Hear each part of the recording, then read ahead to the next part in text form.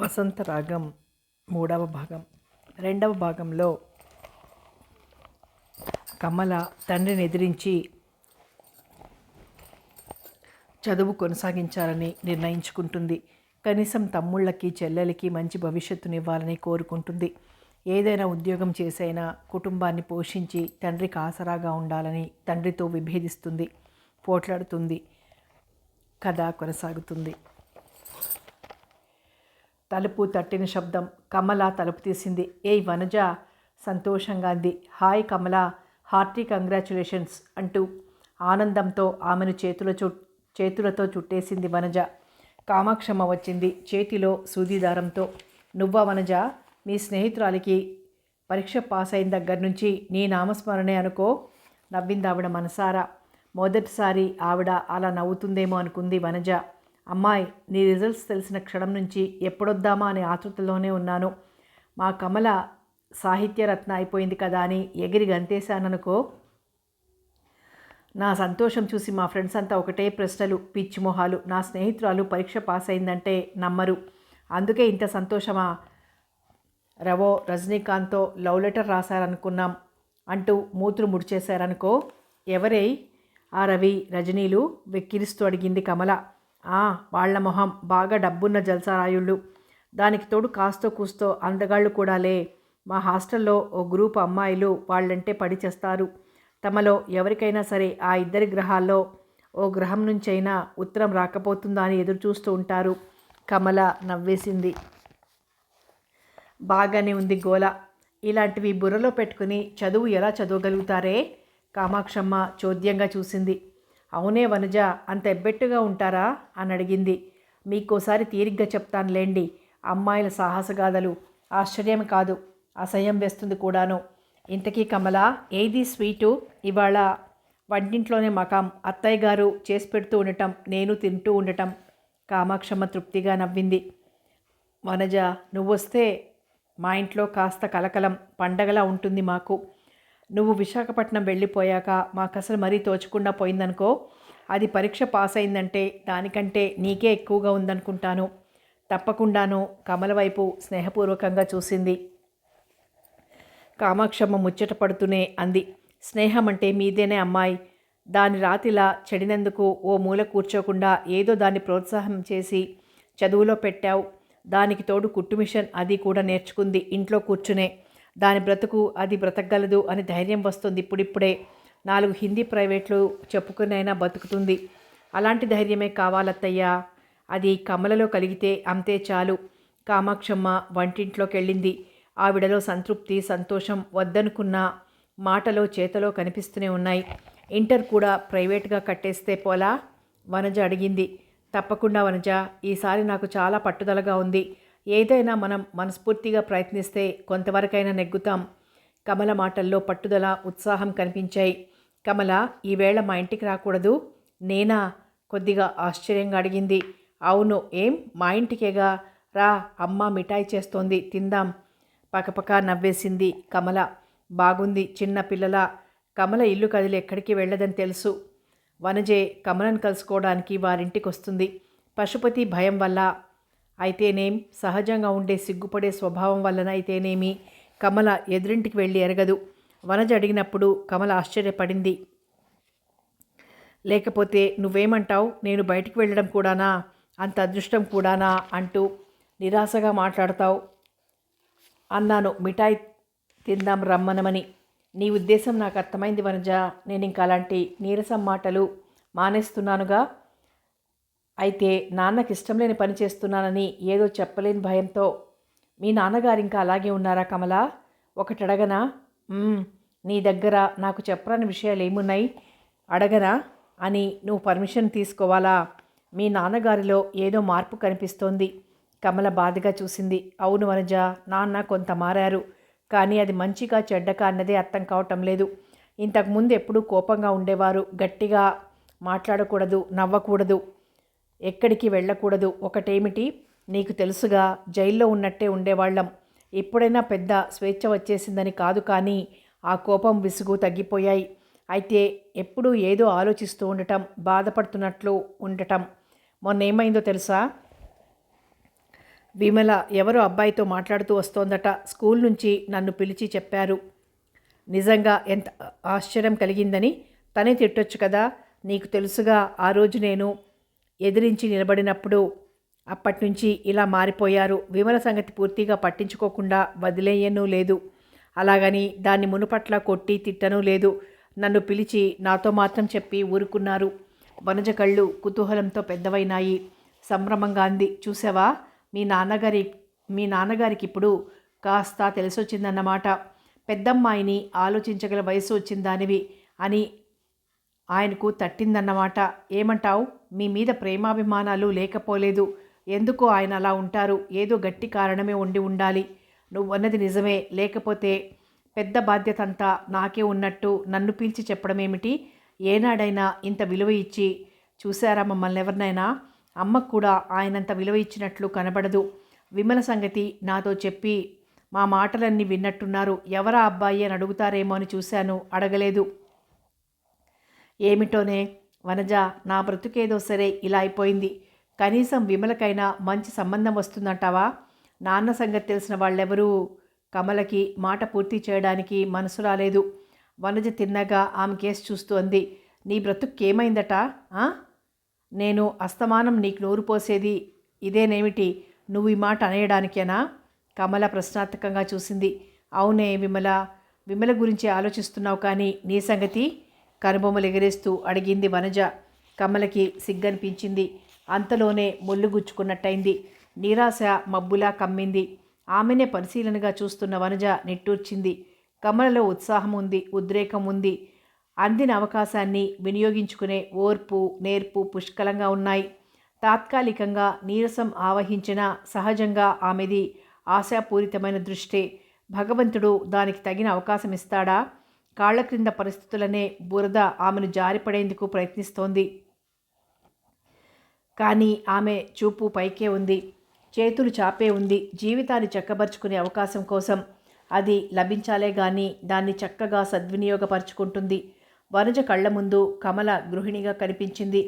చక్కని ముచ్చటైన ఇంట్లో పనులు చక్కబెట్టుకుంటూ హడావిడిగా తిరుగుతోంది. తర్వాత అందమైన పాపలు వాళ్ళని ముస్తాబు చేస్తోంది. భర్తని తన చాకచక్యంతో మెప్పిస్తోంది.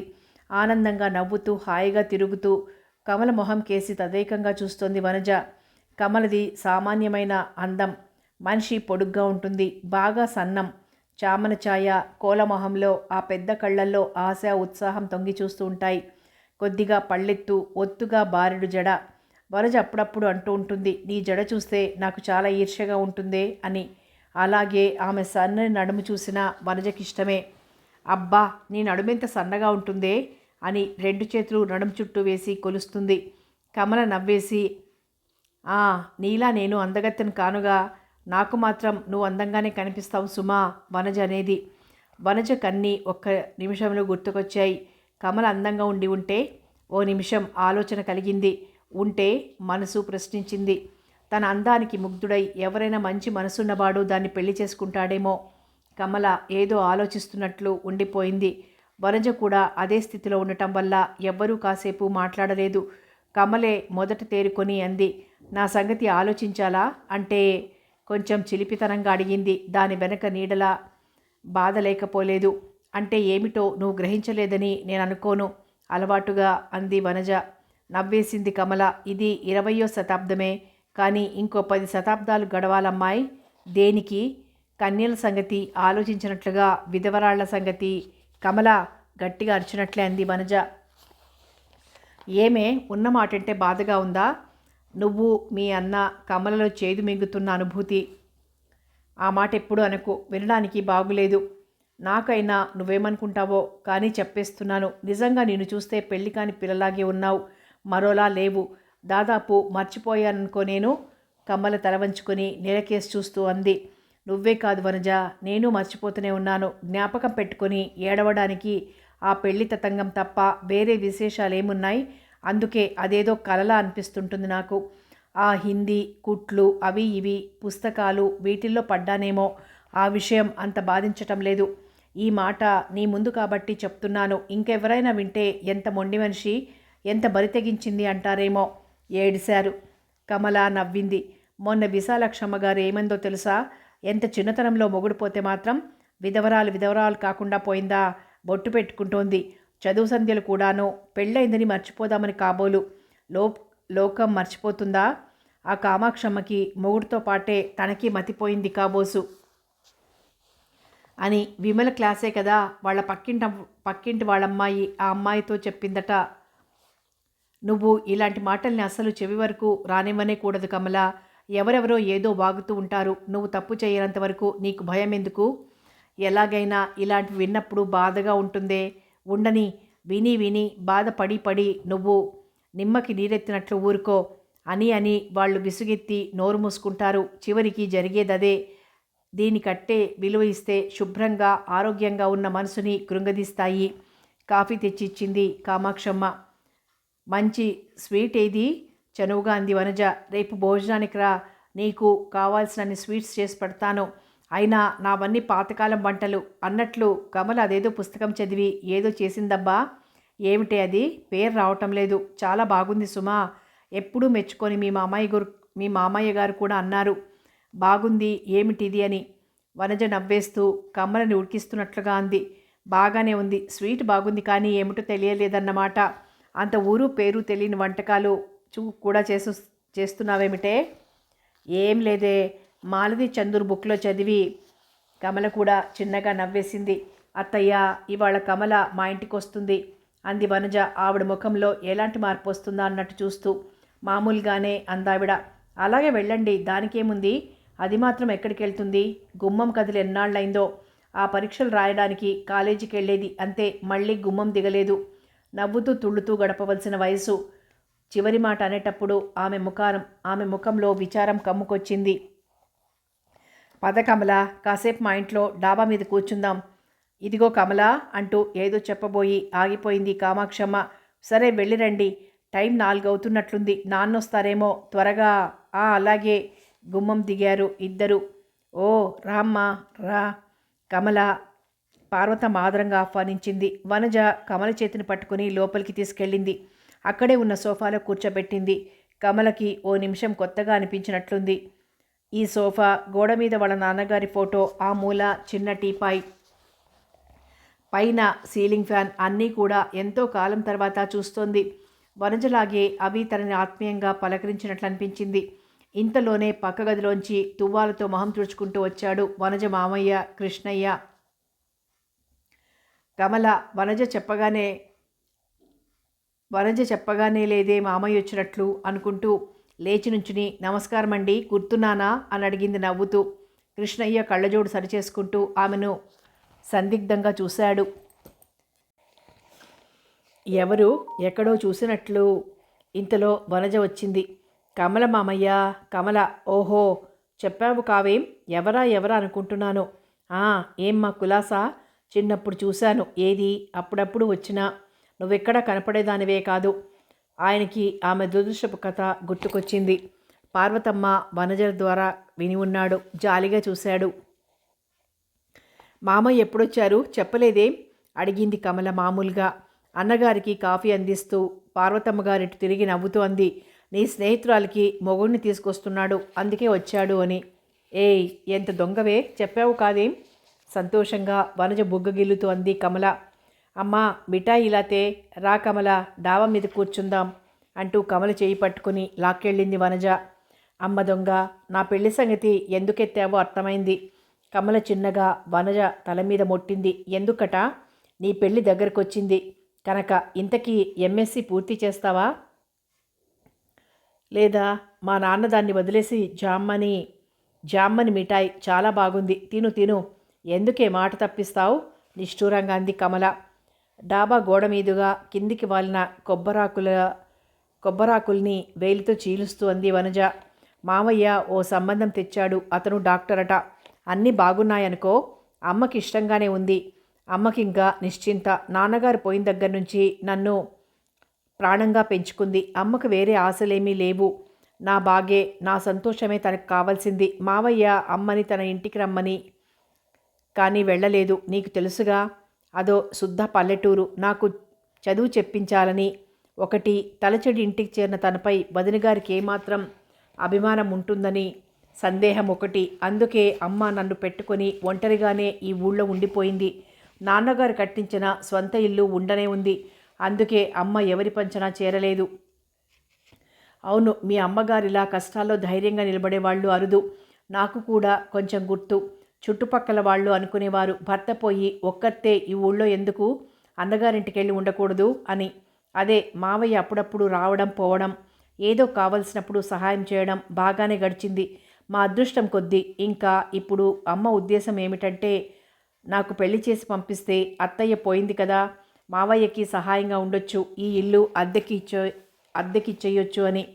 అప్పుడే అన్నీ జరిగిపోయినట్లు దిగులుగా చూసింది కమల. నువ్వు పెళ్లి చేసుకుని వెళ్తావు, మీ అమ్మగారు మీ మావయ్య ఊరు వెళ్ళిపోతారు, మాకింకా కనీసం.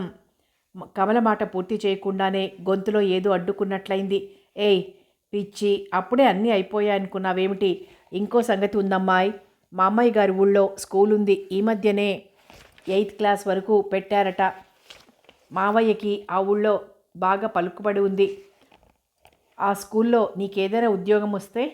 కమల ఉలిక్కిపడింది. వనజే మళ్ళీ అంది. అవును కమల, ఉద్యోగం చేస్తూనే నువ్వు కావాలంటే ఇంకా చదువుకోవచ్చు. హిందీ టీచర్గా చేరావంటే. కమల కళ్ళ ముందు తనప్పుడే టీచర్ అయిపోయినట్టు, పిల్లలకి పాఠాలు చెప్తున్నట్లు దృశ్యాలు కనిపించాయి. చటుక్కున తండ్రి గుర్తుకొచ్చాడు. వనజ, ఇంట్లో కూర్చొని చదివాను గనక నాన్న ఒప్పుకున్నారు. ఇక ఉద్యోగం అంటూ వెళ్తే? లేదు కమల, నాకలా అనిపించటం లేదు. మీ నాన్నగారు ఒప్పుకుంటారు, చూస్తూ ఉండు. చూపుడు వేలితో ప్లేటి మీద కొడుతూ పందెం అన్నట్టుగా అంది. కమల సాలోచనగా చూసింది. నిజమే కావచ్చు. ఆయన ధోరణి మారిపోయింది. పైకి చెప్పకపోయినా నన్ను అర్థం చేసుకున్నారనుకుంటాను. ఒప్పుకుంటేనే మంచిది. ఓ విధంగా అందరికీ మంచిది. ఇంతకీ ఉద్యోగం రావాలిగా? వస్తుంది. మావయ్యని అడిగే ఉంచాను. ఇప్పుడే వృద్ధిలోకి వస్తున్న స్కూలు. ఆ ఊరి వాళ్ళంతా పక్క ఊరికెళ్లే చదువుకునేవారట ఇన్నాళ్ళు. ఈ మధ్యనే ఊరి వాళ్ళు చందాలు గట్రా వేసి పూరిపాకతో ప్రారంభించారట. ప్రస్తుతం 8th క్లాస్ వరకు ఉంది. మావయ్య తప్పకుండా ఈ సహాయం చేస్తానన్నాడు. నాకు చెప్పకుండానే ఏర్పాట్లన్నీ చేసేసావన్నమాట. ఏర్పాట్లేముందే, ప్రయత్నాలు మాత్రమే. అవి ఫలించాలి మరి. వనజ ప్రయత్నం ఫలించింది. కృష్ణయ్య గారు రాసిన ఉత్తరం చదివి వినిపించింది కమలకి. ఆ వేళ కమల మనసు గాలిలో తేలిపోయినట్లయింది. కిటికీకి దగ్గరగా మంచం జరుపుకొని పడుకుంది. రాత్రి 10 దాటింది. ఆకాశంలోకి చూడ్డంతోటే పెద్దగా నవ్వుతున్నట్లు కనిపించాడు చంద్రుడు. చల్లగా గాలి వేస్తోంది. పౌర్ణమి కాబోలు వెన్నెల జాలువారుతోంది ఆకాశంలోంచి మెత్తగా. అది అంతా చల్లగా పరుచుకుంది. కిటికీలోంచి తన మీద పడుతున్న వెన్నెల తనని మెత్తగా స్పర్శిస్తున్నట్లుగా ఉంది. అందులోంచి ఏదో చల్లదనం, ప్రశాంతత తనలోకి వ్యాపిస్తున్నట్లుగా ఉంది. ఆకాశంలో అక్కడక్కడ మబ్బు తునకలు చిన్న పిల్లల్లా ఉన్నాయి. ఒక్కోసారి ఓ చిన్న మబ్బు చంద్రుణ్ణి మూస్తోంది. కాసేపటికి వెళ్ళిపోతోంది పక్కకి. గారంగా తండ్రితో దోబూచులాడే పసిపిల్లలా ఉంది ఆ మేఘం. పిల్ల అల్లరికి మురిపెంగా నవ్వుతుండే తండ్రిలా ఉన్నాడు చందమామ. ఎదురుగా చెరుకు తోటల మీద పడుతున్న వెన్నెలని, గాలికి మెల్లగా కదులుతున్న వాటి చివరల్ని చూస్తుంది కమల. చంద్రుడు మరికొంచెం పైకెక్కాడు. చుట్టూ నక్షత్రాలు, అక్కడక్కడ మేఘాలు. చందమామని చూస్తున్నావా అక్క? చటుక్కున తిరిగి చూసింది కమల. నిద్ర పట్టలేదా అని ప్రశ్నించింది విమల్ని. లేదే, రేపు సైన్స్ పరీక్ష ఉంది. ఇప్పటిదాకా చదివాను. మళ్ళీ గుర్తు చేసుకుంటుంటే ఏమీ గుర్తు రావడం లేదు. భయంగా ఉంది. ఎలా రాస్తానో ఏమిటో అంటూ వచ్చి విమల పక్కనే పడుకుంది. భలేగా ఉంది కదూ వెన్నెల? విమల బయటికి చూస్తూ అడిగింది. కమల కదిలి విమల వైపు తిరిగి, చందమామ ఎలా ఉన్నాడో చెప్పగలవే అంది సరదాగా. మాకు కొత్తగా వచ్చిన కెమిస్ట్రీ లెక్చరర్ సుధాకర్లా అనబోయి ఊరుకుంది విమల. ఏమో గాని నువ్వు చెప్పు. నాకా అని నవ్వేసి, చుట్టూ ఆ నక్షత్రాలు, మబ్బులు ఆడ మగ పిల్లల్లా ఉంటే మధ్యన ఉన్న చంద్రుడు టీచర్లా ఉన్నాడు పాఠాలు చెప్తూ. నవ్వింది విమల. పోవే, నాకేం బాగాలేదు. అసలు చందమామని, వెన్నెలని శృంగారంలో భాగాలుగా. అబ్బో అబ్బో, చాలా పెద్ద మాటలు నేర్చుకున్నావే. లేకపోతే నీలా హిందీ పరీక్షలు, కుట్టుమిషను అని కూర్చుంటాననుకున్నావేంటి? మనసులోనే అనుకుంది విమల. పైకి కనలేదు. కమల గమనిస్తూనే ఉంది. విమల చిన్నగా ముఖం చిట్లించుకోవడం, తన పట్ల కని కనపడకుండా నిర్లక్ష్యం. తను చదివిన పుస్తకాలు గుర్తొచ్చాయి. ఈ వయసులో ఇలాంటి పిల్లల ఊహలు, ఆలోచనలు ఎలా ఉంటాయో చదివింది. తనకంత అనుభవం లేదు. తండ్రి భయం, తర్వాత భర్త గురించి తెలిసి తెలియని ఊహలు, ఆ తరువాత ఆ దారి మూసుకుపోవడం. ఒక విధంగా తన టీనేజ్ అందరి ఆడపిల్లల్లా గడపలేదు. విమల కాలేజీ చదువుకొచ్చింది. తండ్రి కట్టడి, ఇంటిలో నిరుత్సాహకరమైన వాతావరణం. విమలకి బయట ప్రపంచమే అందంగా రంగుల రాట్నంలా కనిపిస్తోంది. నిదానించి చూడటం కుదరదు. అందమైన రంగులు కళ్ళ ముందు గిరగిరా తిరుగుతాయి. ఆమె ఊహలకి రెక్కలొస్తాయి. ఎక్కడో ఎగురుతాయి అవి. తమ మధ్యతరగతి కుటుంబ పరిస్థితులు, తండ్రి ఉదాసీనత, లోకంలో తమ కుటుంబంపై చిన్న చూపు, సాధారణమైన తన అందచందాలు, ఇవన్నీ ఎప్పుడో చురకత్తులై ఆ రెక్కల్ని తెగ నరుకుతాయి. కమల ఆలోచిస్తోంది. విమల మామూలుగా ఉండటం లేదు ఈ మధ్య. తల్లి, తమ్ముళ్ళు, చెల్లాయి ఎవరు పలకరించినా విసుగ్గా సమాధానం చెప్తోంది. తనంటేనే కాస్త భయం, గౌరవం. నిజానికి తన మీద మాత్రం గౌరవం ఉండడం ఎందుకు? విమల మీద చేయి వేసి మెల్లగా అడిగింది. ఏమే విమల, ఒక మాట అడగనా? ఒక్క క్షణం గుండె ఆగినట్లయింది విమలకి. ఏమిటో అక్క కంఠంలో ఏదో కొత్తగా ఉంది. ఏమిటక్క? ఏం లేదే, అలా అవుతున్నావేం? ఆహా, మరేం లేదు. నువ్వు ఈ మధ్య విసుగ్గా ఉంటున్నావేంటి? నేనేం ఉంటున్నాను విసుగ్గా? ముఖం పక్కకు తిప్పి అటువైపు గుమ్మానికి వేలాడుతున్న పూసల దండల్ని చూస్తూ అంది. అవును గాని ఈ పూసల దండేమిటి? ఎప్పుడల్లావు? చాలా బాగుందే అక్క. నేనెప్పుడల్లానో, ఎప్పుడు గుమ్మానికి కట్టానో కూడా తెలియనంత పరధ్యానంలో ఉంటున్నావన్నమాట. ఇదంతా చదువు మహత్యమేనా? కమలకంఠంలో వ్యంగ్యం వినిపించింది. రవంత. ఏమిటక్క అలా అడుగుతావు? కొద్దిగా ముఖం ముడిచింది విమల. ఏం చెప్పాలో అర్థం కాలేదు కమలకి. ఎలా అడగాలి, ఏమని అడగాలి? మౌనంగా ఊరుకుంది. మరి రెట్టించలేదు విమల. లేచింది. ఏం, నా మంచం మీద పడుకుంటాను అన్నట్టు విమల ఆమె చెయ్యి పట్టుకుని చెప్పింది కమల. ఇంతవరకు చెప్పలేదు కదూ నీకు? ఏమిటి? మధ్యాహ్నం వనజ వాళ్ళింటికి వెళ్ళాను. వాళ్ళ మామయ్య గారి ఊళ్ళో స్కూల్ ఉందట. ఆయన ద్వారా ఆ స్కూల్లో నాకు టీచర్ పోస్ట్ ఇప్పించేందుకు ప్రయత్నం చేస్తానంది వనజ. విమల ముఖం వీడింది సంతోషంగా. నిజమేనా? అయితే అదే మంచిదక్క. ఈ రోజుల్లో ఉద్యోగాలు దొరకడం అంటే అదేదో గగన కుసుమంలా ఉంది.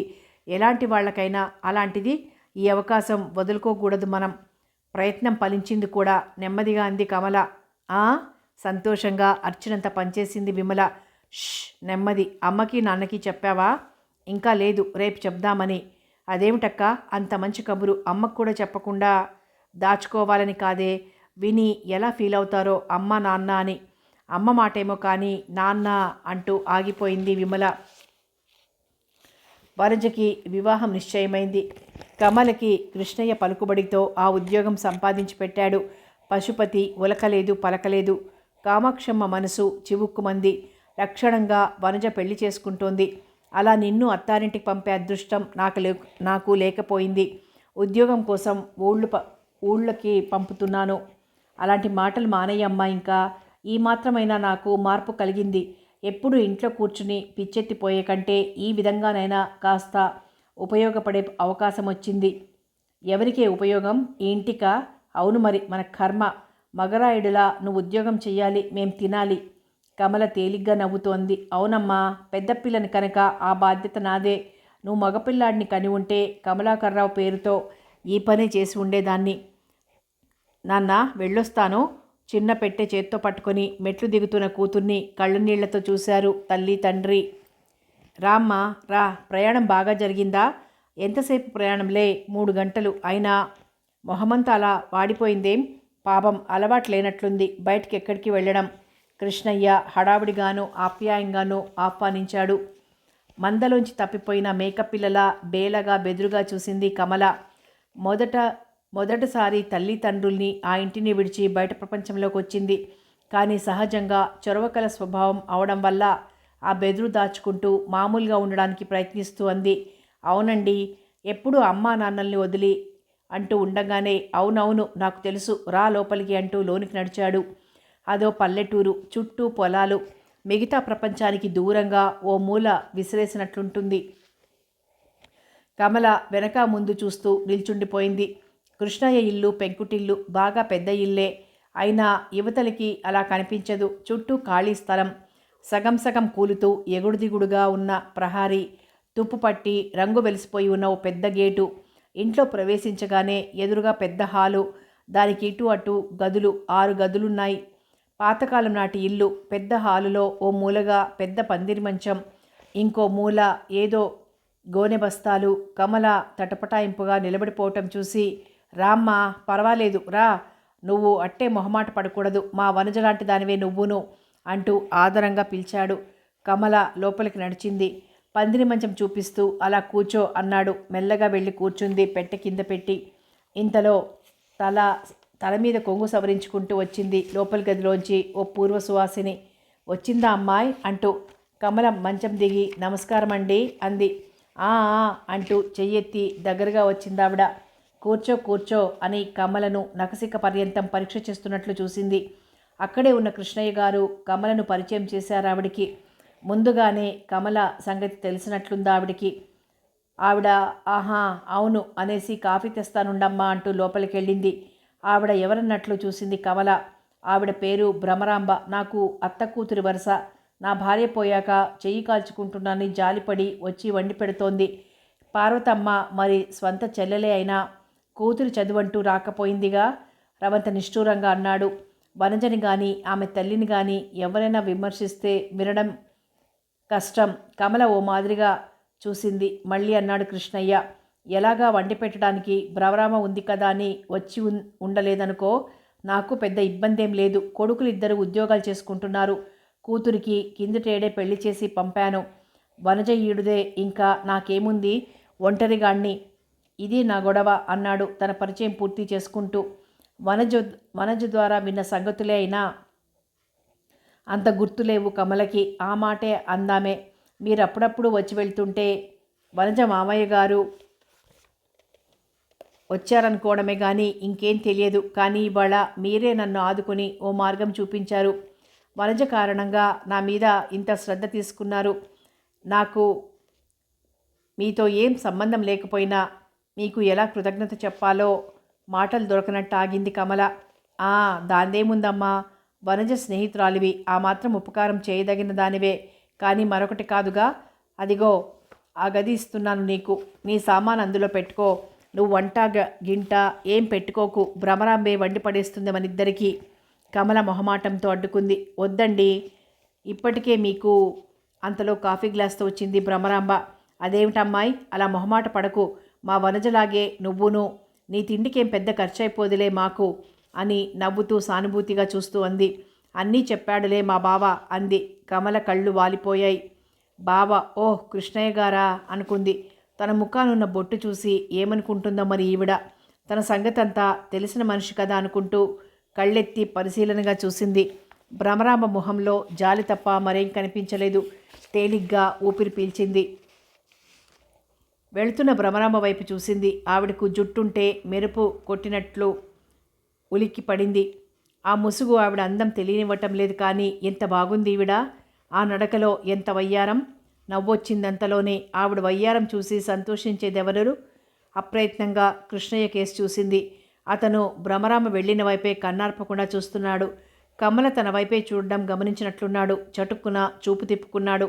అదేమిటో అసహజంగా అనిపించింది తనకని. కృష్ణయ్య చూపించిన గది వైపు నడిచింది. గది ఖాళీగా ఉంది. తన కోసం ఖాళీ చేయించి ఉంటారన్నమాట. గదిలో ఓ మూల పెద్ద అలమర, కిటికీకి దగ్గరగా మడత మంచం. గదిలో అడుగు పెట్టగానే తలుపుకి పక్కగా కుడివైపు ఒక కుర్చీ, టేబుల్, అంత మాత్రం సామానుంది. నిన్ననే గది దులిపించి కడిగించానమ్మా, ఎలా ఉంది? మడత మంచం మీద కూర్చుంటూ అన్నాడాయన. గదికేమండి, దివ్యంగా ఉంది. అలా కూర్చో కుర్చీలో. ఇప్పుడు చెప్పు, మీ కుటుంబంలో నువ్వే పెద్దదానివన్నమాట అంటూ మొదలెట్టి ఆమె కుటుంబ విషయాలు తెలుసుకున్నాడు. ఆమె తండ్రి ప్రసక్తి వచ్చినప్పుడు కమల మొహం చిన్నబోయినట్లు ఉండడం గమనించి పాపమని జాలిపడ్డాడు. చివరికి మంచం మించి లేస్తూ, సరేనమ్మాయి, నువ్వు నిశ్చింతగా ఉండు, ఏం భయం లేదు. ఈ స్కూలు ఇంకా ఇంకా అభివృద్ధిలోకి వచ్చేదే కానీ మధ్యలో ఆగిపోయేది కాదు.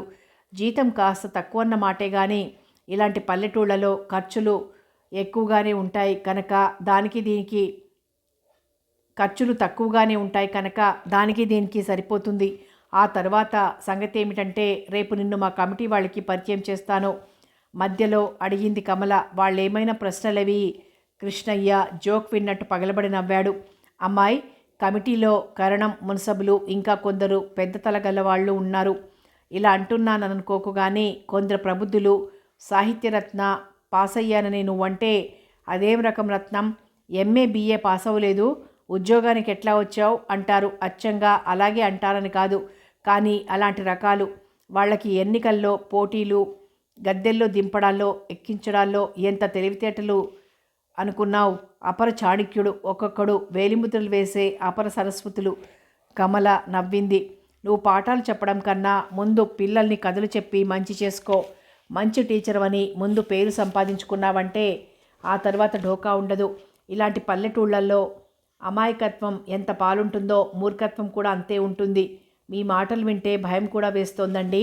అబ్బే అబ్బే, నిన్ను బెదరగొట్టడానికి కాదు సుమా, ముందు జాగ్రత్తకని చెప్తున్నాను. హెడ్ మాస్టర్ మెతకవాడని ప్రతిది సోషల్, హిందీ, హిస్టరీ వగైరా చెప్పేవాడుకుడున్నాడులే, వాడు కోతి. ఇంగ్లీష్ చెప్పే మాస్టరు ఆడంగివాడు. పాపం తెలుగు మాస్టర్ ఒక్కడే పరమ సాధువు. కమలకి ఆయన చెప్తున్న తీరు చూసి నవ్వాగింది కాదు, కలకల నవ్వేసింది. భ్రమరామ విచిత్రంగా చూసింది. అలా ఏదో పని మీద వెళ్తున్నలా ఆగి మరీ చూడ్డంతో కమల చటుక్కున నవ్వాపేసింది. ఇక నేను వెళ్తున్నాను, ఏమైనా కావాలంటే అడుగు అని వెళ్ళబోయాడు. కమల లేచి నిలబడింది. ఆయనట్టు వెళ్ళగానే భ్రమరామ వచ్చింది. ఆవిడ వయసు 40 ఉండొచ్చు అనిపిస్తోంది, కానీ దృఢంగా, ఆరోగ్యంగా, ఎర్రటి శరీర ఛాయ, పెద్దవిగా నల్లని కళ్ళు, చేతులకి 2 బంగారపు గాజులు, మెడలో ఓ బంగారు గొలుసు, తెల్ల చీర. ఆమె అందాన్నంతా హరించేసే భూతంలా కనిపించింది కమలకి. ఆవిడ జుట్టు తీయించేసుకోవడానికి మనసులా ఒప్పిందో వాళ్ళకి. చిన్నప్పుడే భర్త పోయి ఉంటాడు, పిల్లలెవరూ ఉన్నట్లు లేరు. కృష్ణయ్య గారికి అత్త కూతురట, ఆయనే పెళ్లి చేసుకుని ఉండొచ్చుగా, ఎందుకు చేసుకోలేదో. కృష్ణయ్య గారు కూడా దృఢంగా బలంగా ఉంటాడు. పార్వతమ్మ గారికి అన్నగారు కదా, 50 ఏళ్ళు పైబడే ఉంటాయి. ఆలోచిస్తున్నట్టున్న కమలం చూస్తూ నవ్వింది భ్రమరాంబ. ఏమ్మా, కొత్తగా ఉందా? ఇదే మొదటిసారి అనుకుంటాను అమ్మా నాన్నల్ని వదిలి రావడం. ఏమిటో రోజులు. ఆడపిల్లలు కూడా ఊళ్ళొదిలి ఉద్యోగాలకు పోవలసిన కాలం. ఆడపిల్లలు మగపిల్లలు అందరూ ఒకలాగానే ఉన్నారు. కమల తన పెట్టె తీసి తువ్వాలు తీసుకుంటూ అంది. మొహం కడుక్కుంటాను. ఎక్కడికి వెళ్ళాలి? మర్చేపోయాను. ప్రయాణం చేసొచ్చావు పాపం. రా, ఇలా రా, చూపిస్తాను నీళ్ల గది అంటూ హాలుకు ఆ వైపున ఉన్న గదిలోంచి బయటికి తీసుకెళ్ళింది. బాత్రూమ్కి వెళ్ళి కమల యువతలకు వచ్చేదాకా అక్కడే నిల్చుంది. కమలకు విపరీతంగా మొహమాటం అనిపించింది. ఏమండి, చుట్టాలకు చేసినట్టు నాకు మర్యాద చేస్తున్నారు. కృష్ణయ్య గారు నాకు ఉద్యోగం చూపించడమే కాక గది కూడా ఇచ్చి ఇంట్లోనే ఉంచుకుంటున్నారు. మీ మేలు ఎప్పటికీ మర్చిపోలేను. వనజ స్నేహమే నన్నింతలా కాపాడుతోంది. తను లేకపోతే నేనెలా ఉండేదాన్నో. కమల మొహం తుడుచుకుంటూ నిలబడిందో క్షణం. వనజ లేకపోతే మరొకరు నీ పక్కన నిలబడేవారు. అంతా ఎలా జరగాలంటే అలా జరుగుతుంది. నువ్వుగా నేర్పుగా చదివి శ్రమపడ్డావు కనుక ఏదో ఓ ఒడ్డుకి చేరగలిగావు. ఎప్పుడూ నీ మంచే నిన్ను కాపాడుతుంది. ఎలాగైనా వనజ లాంటి స్నేహితురాలు దొరకడం నా అదృష్టం పిన్నిగారు, వరుస కలిపింది కమల. అది నిజమేలే. వనజ మాట మీదే బావా నీకు ఉద్యోగం ఇప్పించడంలో శ్రద్ధ తీసుకున్నాడు. మేనకోడలంటే అభిమానం ఎక్కువ. ఆవిడతో చనువు సంపాదించాలి. ఆవిడ్ని మంచి చేసుకుని సాఫీగా గడపాలి. ముందు కాలమంతా కమల తెలుసుకుంది. ఆవిడకి ఇంట్లో ఉన్న అధికారం కేవలం వండి పెట్టడం వరకు మాత్రమే పరిమితం కాదని. ముందే చెప్పేస్తున్నాను పినిగారు, అమ్మ వాళ్ళని తప్ప మరొకరిని ఇంత దగ్గరగా ఎరగను.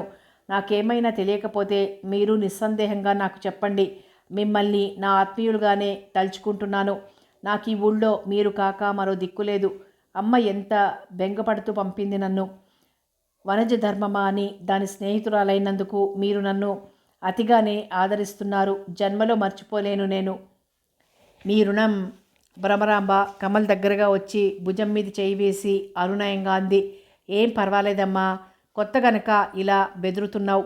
అలవాటైతే ఏ బాధ ఉండదు. ఆ మాత్రం ఉపకారం చేయకపోతే ఎందుకు? గదులన్నీ ఖాళీగానే ఉన్నాయి. మేం మాత్రం ఏం చేసుకుంటాం? ఇక్కడేమైనా అద్దెకొస్తారా ఏమన్నానా? పోనీ అద్దెకిచ్చి డబ్బు చేసుకుందామంటే ఆఫీస్లా కాలేజీలా ఏమున్నాయి? ఏదో మీ స్కూల్ ఒకటే వచ్చింది ఇన్నాళ్ళకి. పైగా ఇంట్లో ఓ మనిషంటూ ఉంటే నాకు కాలక్షేపమే. రాత్రి భోజనం చేయడానికి పిలుపు వచ్చినప్పుడు వెళ్ళడానికి సిగ్గుపడింది కమల. వనజ ముందే చెప్పింది అన్నీ మామయ్య గారింట్లో అని. కానీ తనకు మనసొప్పొద్దు. మెల్లగా నచ్చ చెప్పి ఆ గదిలోనే వండుకోవాలి అనుకుంటూ లేచింది. వంటిల్ని శుభ్రం చేసొచ్చింది భ్రమరాంబ. తన గదిలో మంచం మీద కూర్చుని కిటికీలోంచి అవతలికి చూస్తోంది కమల. ఆమె మనసులో పైకి చెప్పలేని ఆందోళన, భయం. అంతలోనే తను జీవితంలో మరో మలుపు తిరిగినట్లు అనిపిస్తోంది. ఇంతవరకు గడిచింది వేరు. ఇక తను ఒక ఉద్యోగిని. ఆ మాట తలుచుకుంటేనే మనసు ఉరకలు వేస్తుంది. అమ్మ, నాన్న, తమ్ముళ్ళు, చెల్లాయిలు ఎలా ఉన్నారో, ఏం చేస్తున్నారో. అంతలోనే నవ్వొచ్చింది. ఈ వేళే కదా వాళ్ళని వదిలి వచ్చింది. ఈ కాసేపటికే దృష్టి అటు మళ్ళిందేం? ముఖ్యంగా అమ్మ గురించే. ఉద్యోగం చేసి ఎలాగైనా డబ్బు కూడా పెట్టాలి. అమ్మను తీసుకురావాలి.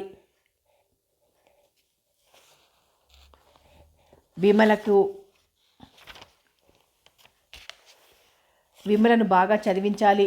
ఇంటర్కి కూడా కట్టాలి. ఆ తర్వాత BAకి కూడా కట్టాలి. చదవాలి, కష్టపడాలి. తను వాళ్ల కోసమే. వరజ మాటలు గుర్తొచ్చాయి. తన పెళ్లి మాట. అది అసంభవమేనేమో. ఎందుకు సంభవం కాకూడదు? ఆ మాట తలుచుకోగానే ఒళ్ళు జల్లుమంది. సంభవమా? తను కూడా మామూలుగా గృహిణి జీవితం గడుపుతుందా? తనకి పిల్లలు, సంసారం. కమలమొహంలోకి సిగ్గు తరుముకొచ్చింది. ఇక ఆలోచనలు మానేసి పడుకో. భ్రమరాంబ కంఠం చనువుగా వినిపించింది. మీరా? పనైపోయిందేమిటి? నన్ను పిలవకపోయారా? ఏదైనా సాయం చేద్దును నొచ్చుకున్నట్లుగా అంది కమల. అయ్యో, నీ చేతే చేయించాలి, ఇంకా నయం. ఏం, నన్ను మీ ఇంట్లో మనిషిగా అనుకుంటే ఇలా అనరు. బుంగమూతి పెట్టి చనువు ప్రదర్శించింది కమల. ఆ కాసేపట్లోనే చనువు పెరిగినట్లు అనిపించింది. భ్రమరాంబ నవ్వుతూ అంది, అలాగా, అయితే సరేలే. రేపటి నుంచి వంట పనంతా నీకు అప్పగించకపోతే చూడు. తప్పకుండాను. మా ఇంట్లో నాకు అలవాటేనండి. అయితే స్కూల్లో పాఠాలు చెప్పడానికి నే వెళ్ళనా? నువ్వు ఇక్కడ వంట చేస్తూ కూర్చుంటే? అదెంతసేపు లేండి. ఇంతకీ స్కూల్ ఇక్కడికి దగ్గరేనా అండి? ఇందాక పిన్నిగారు అన్నావు, మళ్ళీ అండి అంటున్నావు. మర్చిపోయాను. నాలిక ఖర్చుకుంది కమల. స్కూల్ మాట కదూ? దగ్గరే. అసలు ఈ ఊరెంతుంది జానా బెత్తడు. అవతల ఎవరితోనో మాట్లాడుతున్న కృష్ణయ్య లోపలికొచ్చాడు. ఏమ్మా కమల, ఇక విశ్రాంతి తీసుకో. భ్రమరాంబకి మనుషులు దొరకాలే గాని వదిలిపెట్టదు. కబుర్లతో వినేవాళ్లకి విసుగెత్తితే తప్ప తను వదలదు. నవ్వుతూ భ్రమరాంబను కొంటెగా చూస్తూ అన్నాడు, అవును మరి, ఈ పల్లెటూళ్ళలోనే ఉంది కాలక్షేపం. ఉదయం ఈయన మొహం నేను, నా మొహం ఈయన చూస్తూ కూర్చోవడం కన్నా వేరే పనేముంది? అందుకే మనుషులు కనిపిస్తే ప్రాణం లేచొస్తుంది. అయితే రోజు కనిపించి నేను మనిషిని కానంటావు. అవునని ఎవరైనా అంటారేమిటి? భ్రమరాంబ నవ్వు నాపుకుంటూ లేచి వెళ్ళిపోయింది. చూసావమ్మా, బావ వరుస కదూ, అలాగే వేళాకోళం చేస్తుంటుంది. కృష్ణయ్య నవ్వుకుంటూ వెళ్ళిపోయాడు. బాగుంది. ఈ వయసులో వీళ్ల వేళాకోళాలు వింతగా అనిపించింది కమలకు. పడుకుంది కానీ నిద్ర పట్టడం లేదు. తన భవిష్యత్తు ఎలా ఉంటుందన్నది అంతు పట్టడం లేదు. తను వంటింటికి వెనకవైపు ఉన్న రత్నం టీచర్లా తను ముసలిదయ్యేదాకా ఈ ఉద్యోగం చేస్తూనే ఉంటుందా? లేక ఎవరైనా తన జీవితాన్ని ఉద్ధరించేవాడు కంటపడతాడా? ఏమో. ముందు విమల పెళ్లి కోసం కొంత డబ్బు దాచాలి. నెల నెల ఇలాగే ముందు ప్రణాళికలు అనేకం చేస్తూ కలలు కంటూ మెలకువ నిద్ర రాని పరిస్థితుల్లో ఉండిపోయింది కమల. మర్నాడు కృష్ణయ్య కమలను తీసుకెళ్ళి అందరికీ పరిచయం చేశాడు. స్కూలు చూపించాడు. ఓ చిన్న ఇల్లులా ఉంది. ఒక్కో క్లాస్కి ఒక్కో రూమ్. ఆ చుట్టుపక్కల గ్రామాలు 2-3 ఉన్నాయి. వాళ్ళు కూడా ఇక్కడికే వస్తున్నారు చదువులకి అని తెలుసుకుంది. హెడ్ మాస్టర్కి పరిచయం చేశాడు. హెడ్ మాస్టర్ పేరు ముకుందరావు. సన్నగా, పొడుగ్గా, ములక్కాడలా ఉంటాడు. నరాల మీద చర్మం బిగదీసి లాగినట్లుంది. కోర చూపు అంటే అదేనేమో అనుకుంది కమల. అతను ఆమె కేసు చూసినప్పుడల్లా స్టాఫ్ రూమ్ అంటూ ఓ చిన్న గది ఉంది. ఆ చివరగా ఆ గది పక్కనే గన్నేరు చెట్టు. అటువైపు కూడా ఓ గుమ్మం ఉంది. వెనక ముందు ఆడుకోవడానికి ఖాళీ స్థలం. ఇంట్లో తమ్ముళ్ళు, చెల్లాయిలకి పాఠం చెప్పడం తనకు అలవాటే. కానీ ఇంతమంది పిల్లలకి ఎలా చెప్పడం? తనకి చెప్పడం వస్తుందా? తను చెప్తుంటే ఎవరైనా వింటారా అసలు? మొదటి రోజు క్లాస్లో అటెండెన్స్ తీసుకుంటూ కమల ఆలోచనలన్నీ ఇలాగే సాగుతున్నాయి. అది 6వ తరగతి. పిల్లలంతా చాలా కుతూహలంగా కొత్త టీచర్ కేసు చూస్తున్నారు. బెదురుగా తలెత్తి చూసిన కమలకి పిల్లలంతా తనకేసి భయంగా కుతూహలంగా చూడడం చూసి నవ్వొచ్చింది. వాళ్ల మొహాల్లో అమాయకత్వం కనిపించింది. చిన్న పిల్లలు వీళ్ల దగ్గర భయపడ్డమేమిటి? కమలకి తన భయానికి తనకే సిగ్గనిపించింది. పక్కనే బ్లాక్ బోర్డ్, తన ఎదురుగా టేబుల్ మీద చాక్ పీస్, పక్కనే 6వ తరగతి హిందీ పుస్తకం తీసి చూసింది కాసేపు. ఎదురుగా ఉన్న పిల్లవాడిని నీ పేరేంటి అని అడిగింది. బాబురావు అన్నాడు లేచి నిలబడి చేతులు కట్టుకొని. కమలకి చటుక్కున తండ్రి గుర్తుకొచ్చాడు. మమ్మల్ని ఇలాగే నిలబెట్టేసేవాడివి కదా నాన్న, ఇప్పుడు నీ కూతురు చూడు అనుకుంది. ఎదురుగా కుర్రాడు నిలబడి తన వైపే చూస్తున్నాడు, ఏం అడుగుతానోనని. కూర్చో అని నీ పేరు అంది పక్కనున్న వాడిని. నిలబడి చెప్పాడు. అందరినీ అడిగింది. ఆమె అడక్క ముందే వరుసగా ఒక్కొక్కడు లేచి నిలబడి చెప్పడం, కూర్చోవడం చేసేశారు. ఇంతకుముందు హిందీకి ఎవరుండేవారు అడిగింది. జోగయ్య గారు చచ్చిపోయారు. అంతా ఒక్కసారే అర్చినట్టు చెప్పారు. నవ్వొచ్చింది కమలకి. నెమ్మదిగా పుస్తకం తీసి మొదటి పాఠం చూసింది. ముందు మీ అందరికీ ఆల్ గుర్తున్నాయా? ఏక్దో తీన్లో వచ్చా అంటూ ప్రశ్నించి ప్రారంభించింది. 2 రోజులు గడిచేసరికి కమల బెంగ తీరినట్లు తేలిగ్గా నిశ్వసించింది. అబ్బా, హడలిపోయాననుకోండి.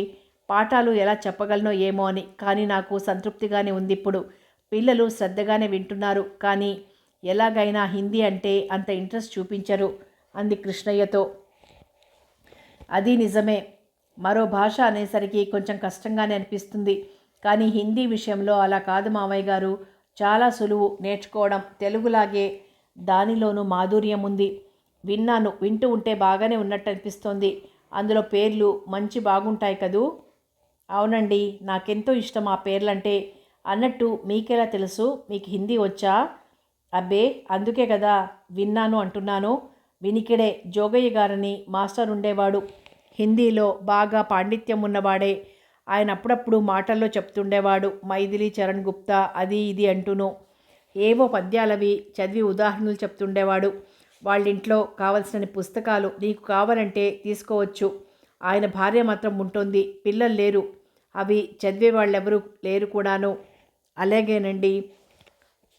వనజకి ఉత్తరం వివరాలు తెలుపుతూ మరింత కృతజ్ఞతలు కూడా చేర్చి చెప్పుకోదగ్గ విశేషాలేం కనిపించలేదు. స్కూలుకి వెళ్ళడం, రావడం, భ్రమరాంబ కృష్ణయ్యలతో మాట్లాడుతూ ఉండటం. నెల తిరిగిపోయింది. మొదటి జీతం అందుకుంటుంటే గర్వంగా అనిపించింది. కొత్తగా తనకేదో పెద్దరికం వచ్చినట్లు అనిపించింది. ఎగిరి గంతెయ్యాలన్నంత ఆనందం కలిగింది. చిన్న పిట్టలా మురిసింది. తన చేతికి వచ్చిన డబ్బు ఎంతో విలువైందిగా కనిపించింది. నాన్న నెల నెలా జీతం తీసుకున్నప్పుడు ఇలానే అనుకుంటారా అని నవ్వుకుంది. పుస్తకాల్లో చదివిన మాటలు గుర్తొచ్చాయి.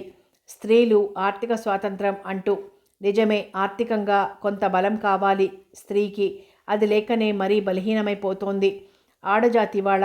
ఆ సంగతి వెన్ను తట్టి ఎవరో చెప్పినట్లుగా ఉంది. లేకపోతే తనకిటువంటి ధైర్యం కొత్తగా ఎలా వచ్చింది?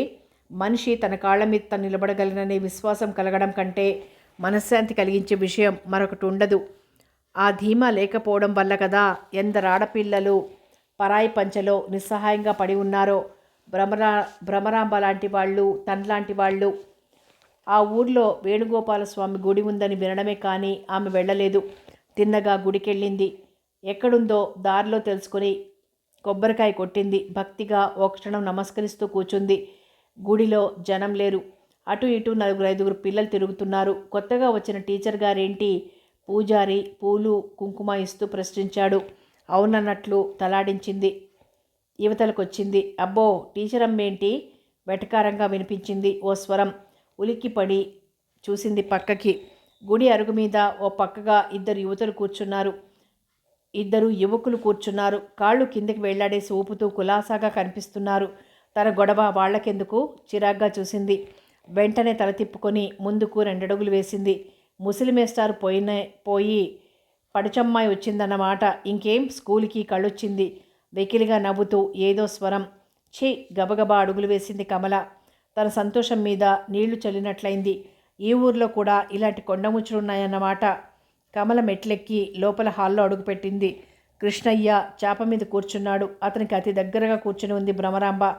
కమల రావడంతోనే ఉలిక్కి పడినట్లయి వెనక్కి జరిగింది. వాళ్ళిద్దరిలోనూ తడబాటు కనిపించింది. ఆశ్చర్యంగా చూసింది.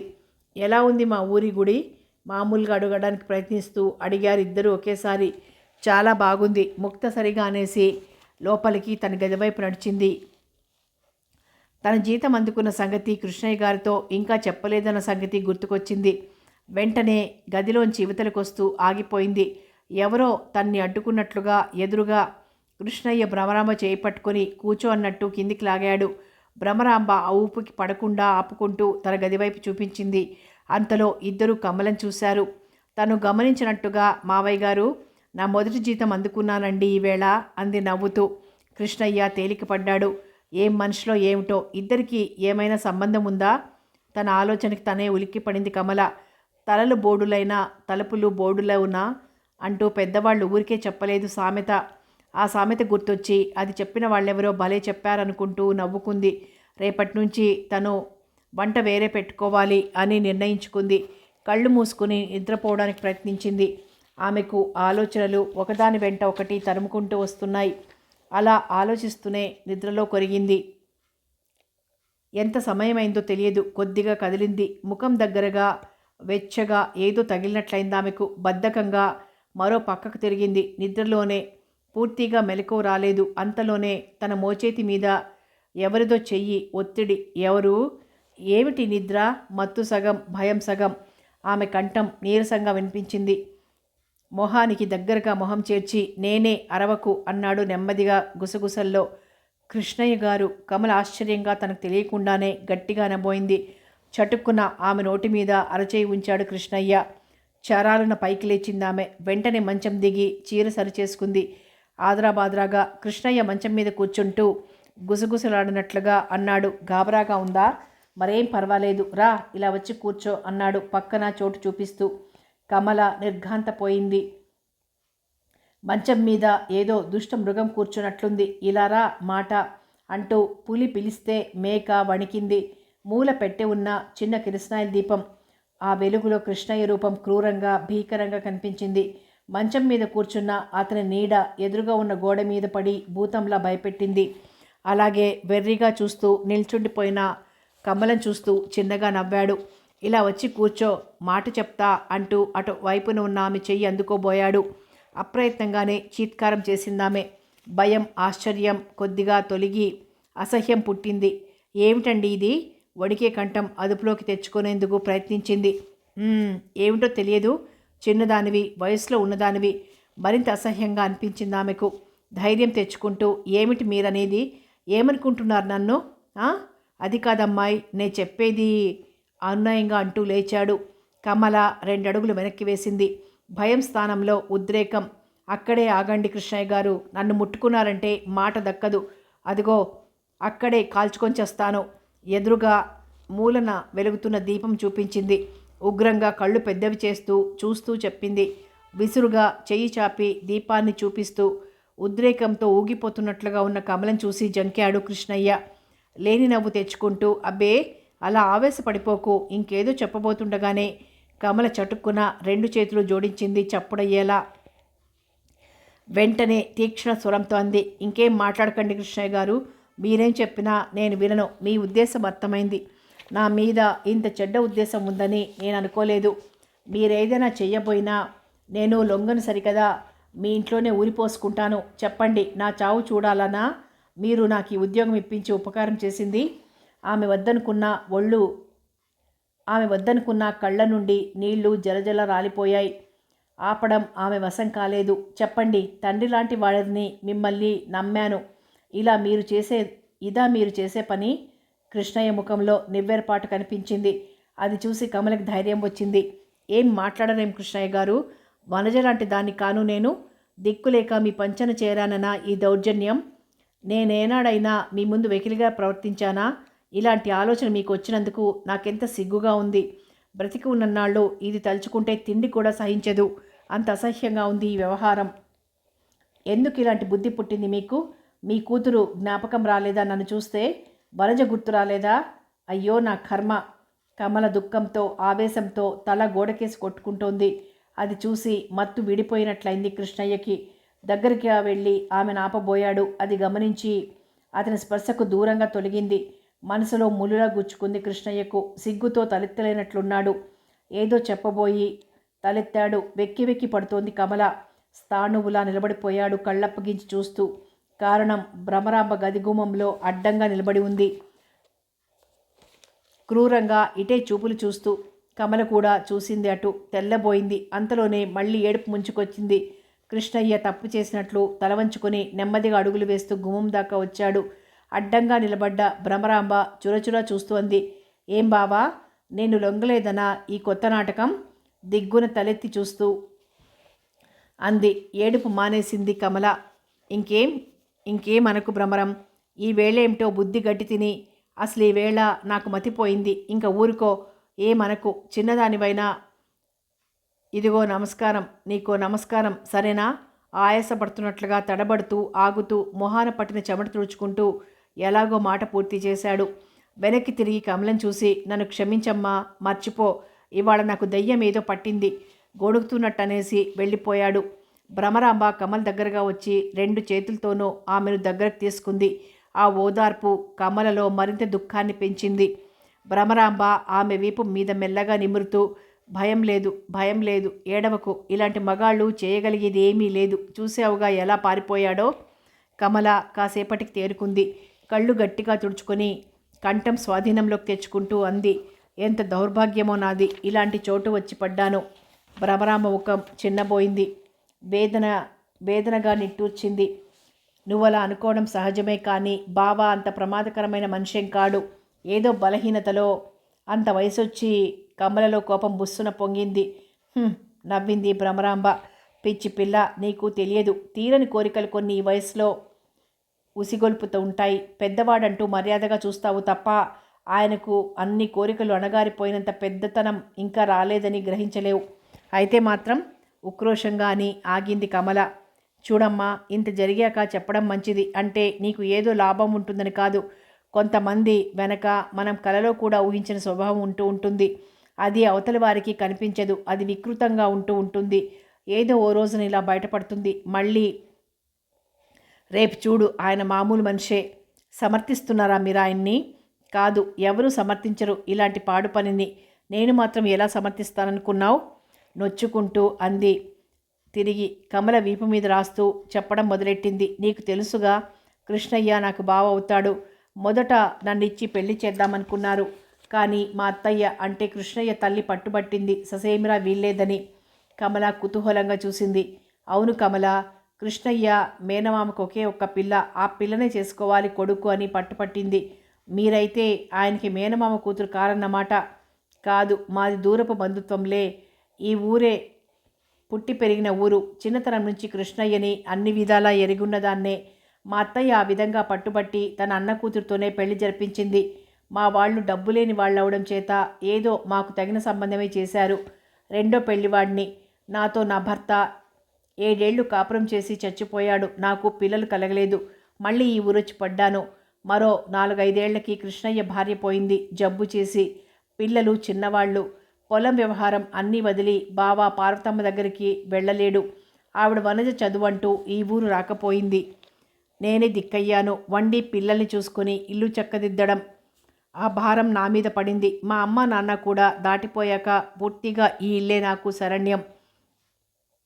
ఇంతకీ చెప్పేదేమిటంటే, నా మీద బావకి ఆశ ఉంది, కోరికే ఉంది.